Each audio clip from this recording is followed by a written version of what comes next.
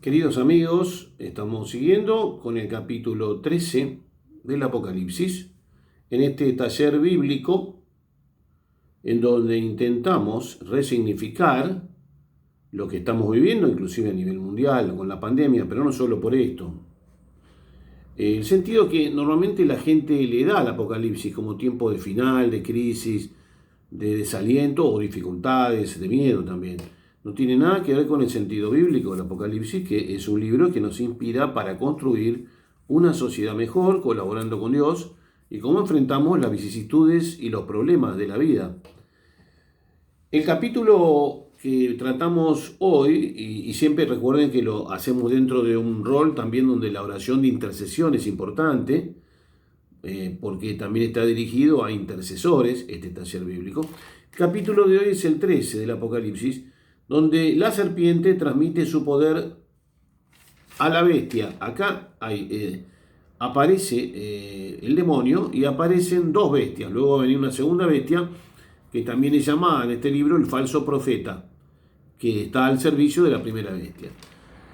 El contexto básico es que así como Jesús es tentado en el desierto, y en esta tentación de Jesús, una de ellas le ofrece a Jesús en su misión de Mesías todos los reinos del mundo, el demonio, porque normalmente ataca o inspira para la tentación a los poderes políticos. Jesús rechaza esto porque su mesianismo no es político, es un mesianismo religioso que abarca toda la realidad y todos los aspectos de la vida, pero fundamentalmente es acercar al hombre y a las culturas y los pueblos a Dios, salvándolo del fruto del pecado original. Entonces, en este contexto, este capítulo va a mostrar cómo los poderes políticos y las ideologías o poderes religiosos que los secundan, cuando se oponen a Dios, sucede esto que se va a relatar acá. Este es el contexto. Recordemos que todo el Apocalipsis es un combate entre el bien y el mal también, que va a terminar con la construcción de una sociedad buena, la Jerusalén celestial.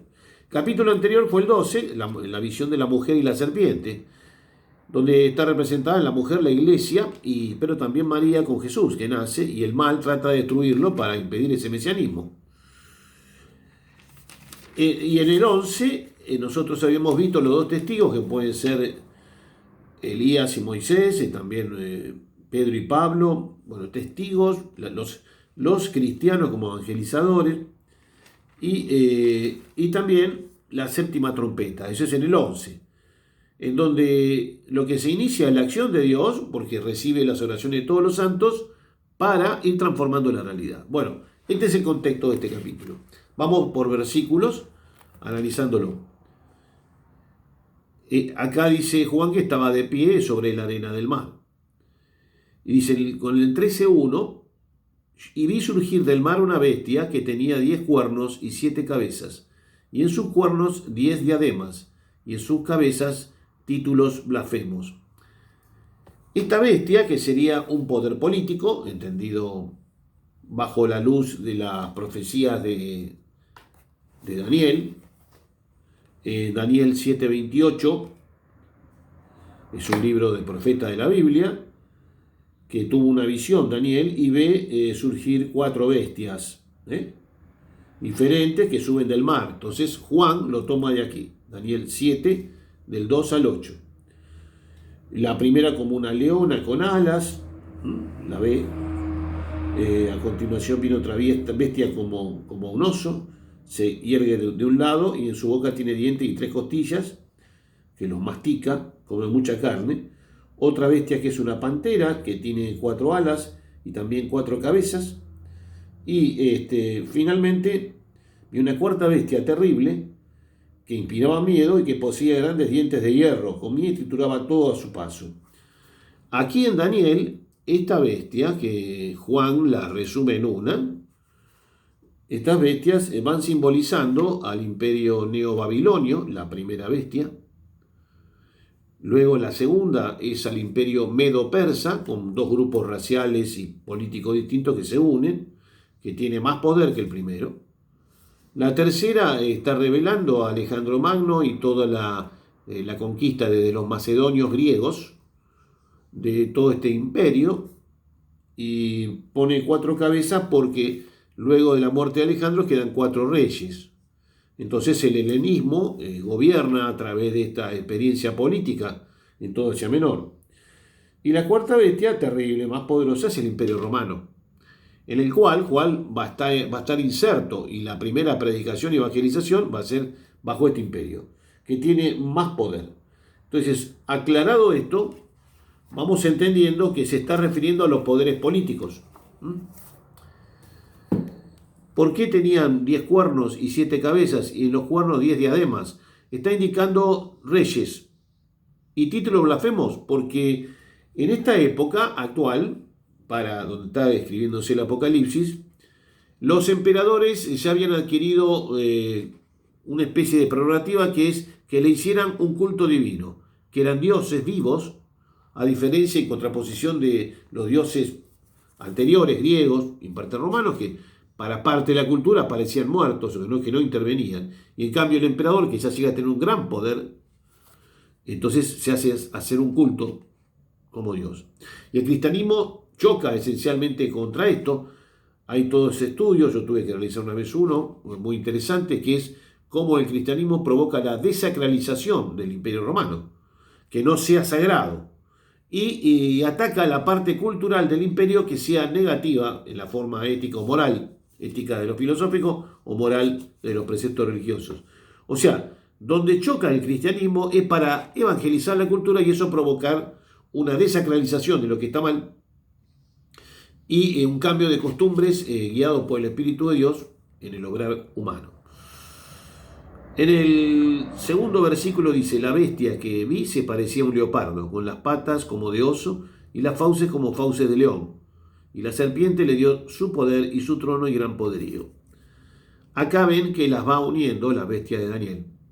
Y que el demonio va a atacar el poder político para transformarlo y convertirlo en un secuaz. Esto no quiere decir que siempre suceda. Lo que quiere decir que el mal va a atentar a los que detentan poder. Por eso hay que orar por las autoridades. El poder hay que distinguir, es dado por Dios, al que le toca usarlo a cualquier nivel, y puede ser usado muy bien y es parte de la voluntad de Dios. El problema es si se convierte en influencia por el mal. En el versículo 3, una de sus cabezas parecía herida de muerte, pero su llaga mortal se le curó. Entonces la tierra entera siguió maravillada a la bestia. Acá se está refiriendo a uno de los reyes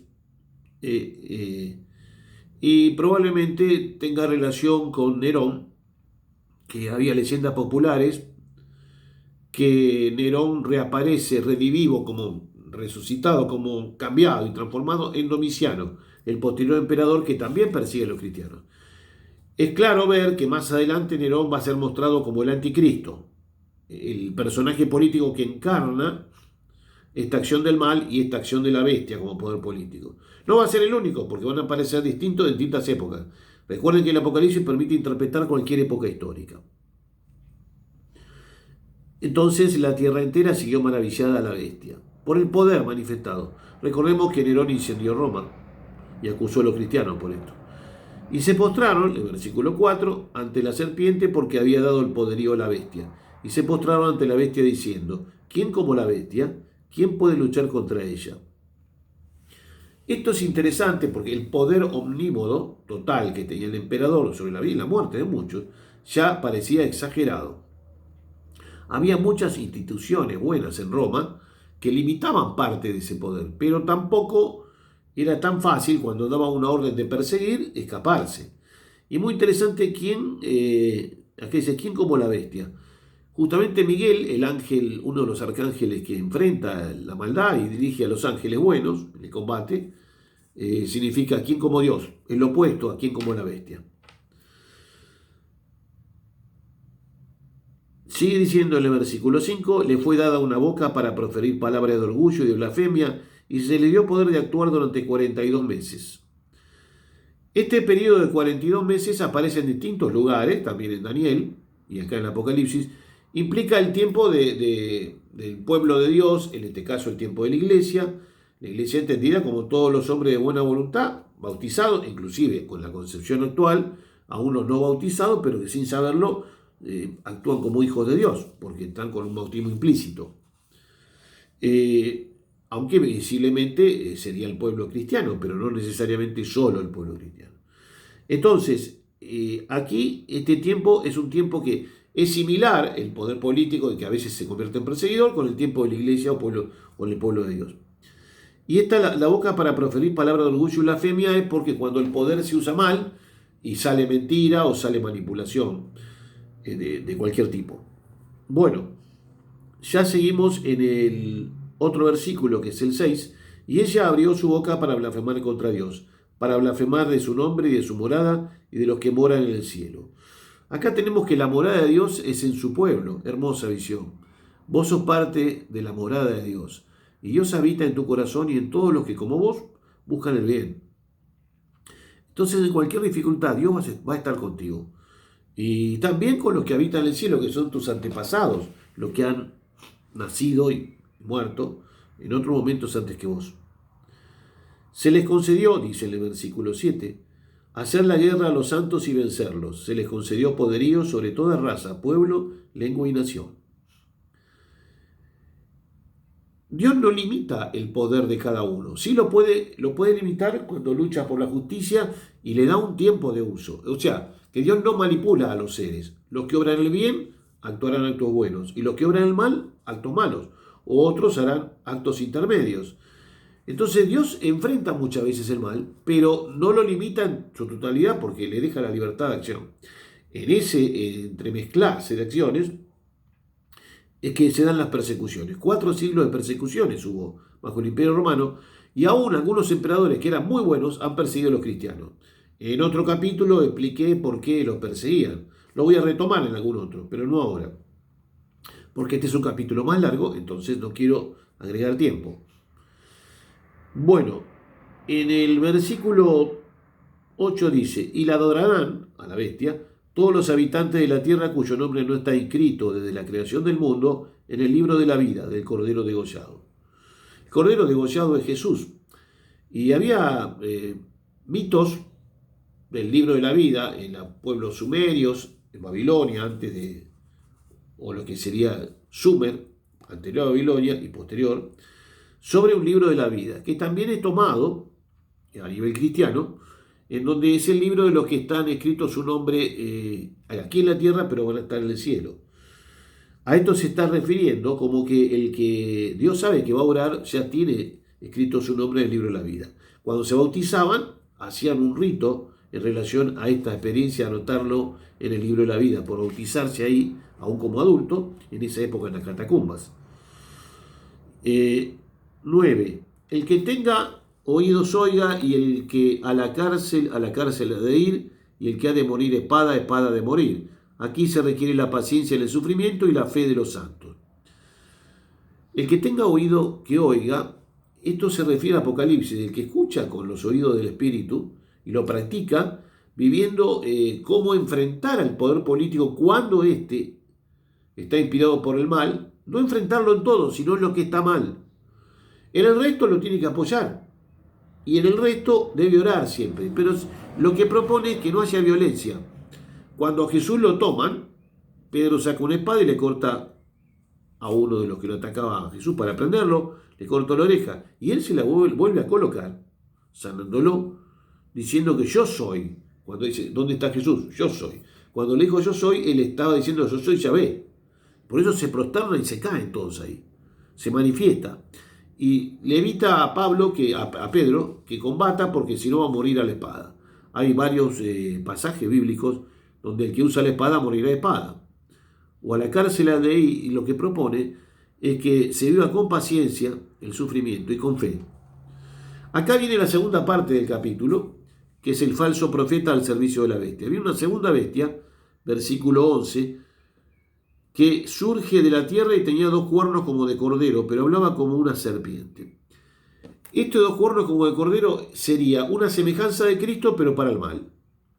Entonces es un falso profeta. Esto que critica Cristo en Mateo, en el Evangelio apocalíptico de la parte final de Mateo, como que van a aparecer ideologías, religiones, supersticiones, magias, cualquier tipo de cuestión que saque al hombre de la relación con Dios y lo desvía a relacionarse con la realidad de otra forma, sin Dios. Eso es una falsa religión. O tenga algunos aspectos ideológicos, cosas que manifiesta alguna religión, en algún aspecto, que vaya contra la voluntad de Dios. Por ejemplo, matar al enemigo, por ejemplo. Entonces va a aparecer como una falsa... un falso cordero, porque habla como serpiente, como el demonio. Versículo 2. Ejerce todo el poder de la primera bestia en servicio de esta, haciendo que la tierra y sus habitantes adoren a la primera bestia, cuya herida mortal había sido curada. Entonces la función de esta bestia es servir a la anterior bestia política. Todo en función del poder político. 13. Realiza grandes señales hasta hacer bajar ante la gente fuego del cielo a la tierra. Y 14. Y seduce a los habitantes de la tierra con las señales que le ha sido concedida, orar al servicio de la bestia, diciendo que hagan honor a la bestia. Y entonces todo está dirigido hacia ayudar a la bestia. En los otros versículos, del 15 en adelante, va diciendo que son exterminados cuanto no adoren a la bestia. Las persecuciones matan a muchos cristianos, son terribles, van dirigidas a distintos estadios de todos los cristianos. Y hace que todos, pequeños y grandes y ricos, en el versículo 16, libres y esclavos, se tengan que tener una marca en la mano derecha o en la frente, para comprar, vender, para hacer cualquier cosa. El que no iba a una especie de acto cultual determinado como un censo, y no firmaba y no se pronunciaba a favor de la religión del Estado, iba a ser perseguido hasta la posibilidad de ser matado, sobre todo si reconocía ser cristiano. Estas persecuciones fueron terribles. Parecía que el Imperio Romano era indestructible. En el versículo 18 dice: aquí se requiere sabiduría, que el inteligente calcule la cifra de la bestia, pues se trata de la cifra de un hombre. Su cifra es 666. Esto se discute, gematría se habla de esto, que es el valor numérico de los nombres. Hay varias versiones, una de ellas es que es Nerón César, el 666, la traducción de gematría del valor simbólico del nombre este. En realidad 7 es Dios y 6 inferior a Dios, el mal en este caso. Bueno, acogete a Dios, que es el 777, y que te deje inspirar para el bien y te haga construir una sociedad mejor, tratando de mejorar el poder político y enfrentarlo a lo malo, pero desde lo bueno orar por ese poder, para que ese poder cumpla la voluntad de Dios. Y si tenemos que enfrentar algunas de persecuciones, lo hagamos protegidos por su amor. Te deseo paz y bien para tu vida.